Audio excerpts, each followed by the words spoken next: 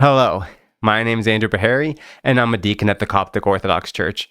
And this video is going to be focused on why I don't bother arguing with Muslims, why it's a waste of time for me to argue with Muslims, why it's way better to find common ground and focus on what we have in common with Muslims than it is to go toe-to-toe with them in arguments. And I have a unique background because I'm a Copt. What is a Copt? C-O-P-T, Copt. A Copt is a native Egyptian. The Copts existed in Egypt long before Egypt became colonized by Muslims. And Egypt was actually the first country to be colonized by Muslims. The Arabs from Saudi Arabia, when they wanted to expand, the first place they went to was Egypt. And unfortunately, we've been dealing with Islam, the Copts that is, longer than anyone else has had to. And the thing about Islam, the reason why I don't argue with Muslims in particular, is because Islam is unique as a religion. Every religion is a topic of sensitivity for people.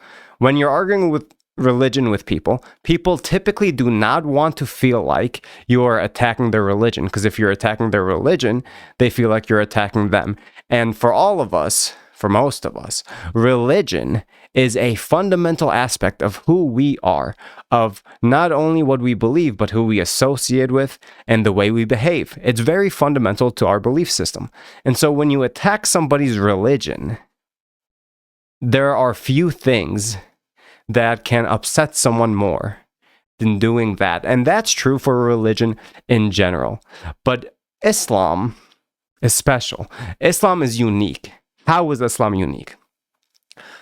What makes Islam particularly hard to argue with is in Islam, you have something called apostasy laws. What are apostasy laws? Apostasy laws are laws that say that if an individual Muslim decides they no longer want to be a Muslim, they want to leave Islam, by Sharia law, by Islamic law, that person is worthy of death, and they are to be sentenced to death. And so this adds an extra layer of complexity to religious debates with Muslims, okay? Because you're basically arguing with someone to put them in a situation where they're worthy of death. And not everywhere is Islamic law practiced, obviously. And that's why you will see where there are Islamic converts, it's typically in the West.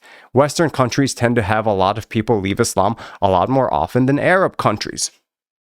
And another reason why that is because in these Arab Islamic countries, since the vast majority of people are Muslims, your family is all Muslim.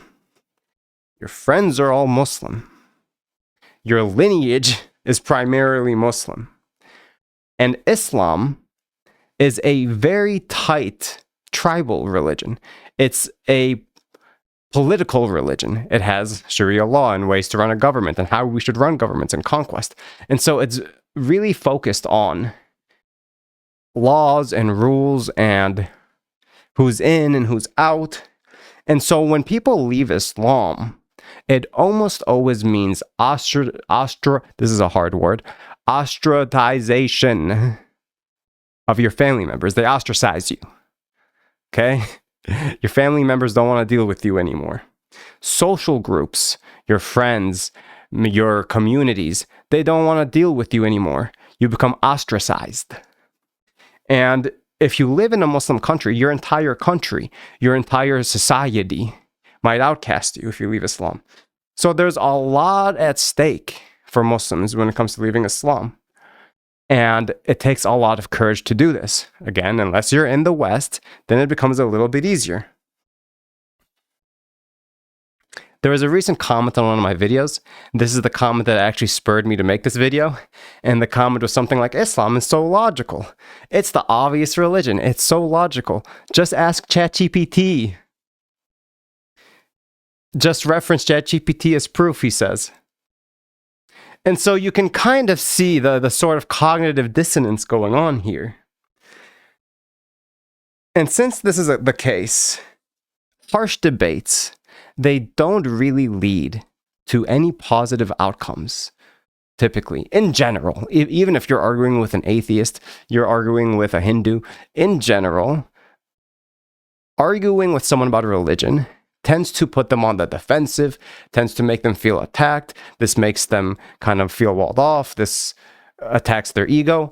Debates, to the extent that they're useful, are useful for the audience, not for the person you're debating against. If you're in a public debate, okay, this can have some use cases for people who are watching, for people who are neutral, who want to kind of engage in different ideas. But you're not 99 times out of 100. Really, it's more like 9,999 times out of 10,000. You're not going to really move people by debating them. It's actually just going to make them mad most of the time. And so, since Muslims, they typically feel trapped because of and they're usually born into this to begin with. You will find situations where a lot of them walk the walk, they talk the talk, but they don't really believe it. My dad was telling me a story. He was dealing with a Muslim man, and my dad was telling him Ramadan Mubarak, because it was Ramadan. And the Muslim that my dad was talking to said, yeah, I mean, I kind of celebrate. I pretend to celebrate when I'm with my family, in front of my family. I pretend that I'm fasting. But when I'm not with my family, I don't, because I don't really believe in all this.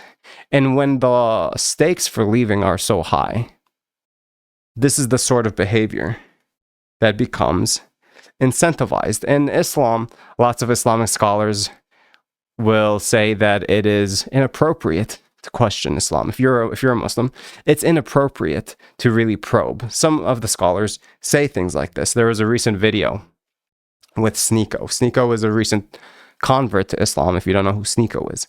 And he had this video he did with the sheikh named Sheikh Hakim al-Asim. And they were sitting down, and Sneeko says, oh, I have a doubt about one of these hadiths, about one of the rulings or teachings in Islam. And the sheikh says, what's that about? And Sneeko says what it was. And the sheikh says, well, you're a kafir. Kafir means infidel. You're not supposed to doubt Islam. That's not for you to do as a Muslim. And so the much better approach is to be kind and be charitable and display Christian values when engaging with Muslims. This is 1,000 times more productive. And for most people, it has way more apologetic power than head-to-head intellectual debates. This is stuff's on YouTube all the time, and it's really sensational. It's really flamboyant. It's really dramatic, all these debates, and we're going to attack the Muslims. And it's entertainment most of the time. Sure, there might be some nuggets of arguments. There might be some educational value to this as well. But most of the time, it's just entertainment for ex-Muslims or for Christians. Most of the time. It's not really converting people as much as we might think. And in my own life, Muslims have generally been really nice to me. They've been kind people, and we've gotten along. Now, that might be because, the elephant in the room here of how I look. Look at me. Look at me. Now, I'm not Arab. I'm Egyptian. Native Egyptian. I'm a Copt. My country was invaded by Arabs. Okay? So I'm not an Arab. But I sure can pass as one, can't I? If I walk into Saudi Arabia and I wear that thing they wear, and I say, Salam alaikum, how many people are going to think I'm not from there? I mean, once they start talking to me and they hear my American accent, because I'm American, born and raised, they're going to know. But based on my appearance, they're not going to know. The few times where I live, there's been a few times when I would see a Muslim in public. Doesn't happen a lot, but it's happened. And I always get hit with the Assalamu alaikum. And then when I don't say wa rahmatullah wa barakatuh back, I get the death stare. Like, who's this guy? What the heck? I subverted their expectations. And so maybe that's a factor for why, in general, Muslims tend to be nice to me. But maybe they're just nice people. I don't know. The only experience I have is my own. Maybe they're generally nice people, but in my own life, they've been great. Here in America, they've been fine. I have a friend, relatively close friend, who's Muslim. And my priest tells me the story, my Coptic priest. He says that there is this one other priest who was preaching out in public. And he was preaching the gospel out in public. And a Muslim man comes to this preacher and says, your Bible that you're preaching from, that Bible is corrupt. To which the preacher says, okay, well, whatever is corrupt, leave it aside. And whatever is not corrupt, benefit from it. And I think this is a lot more wise of an approach when we interact with Muslims than trying to argue with them head on. This is a lot more wise, because the thing that makes Islam so potent, the reason why there are so many Muslims in the world, there's a lot of reasons for it, but one of the reasons is because for any lie to exist for long enough, there has to be an element of truth in it. And Islam does have elements of truth in it. For example, you're not supposed to fornicate in Islam. That's good.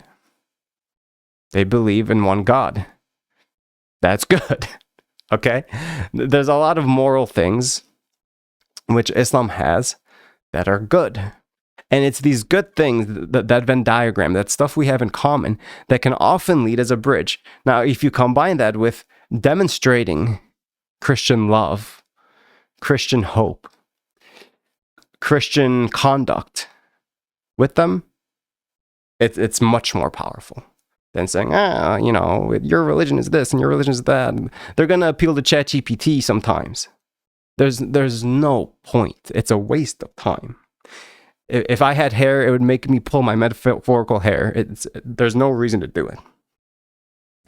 And so to conclude here, focusing on the commonalities is way more productive.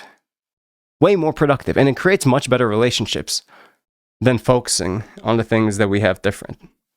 And disrespecting people in general causes way more harm than good. It's ineffective. It doesn't even work. It's not even pragmatic.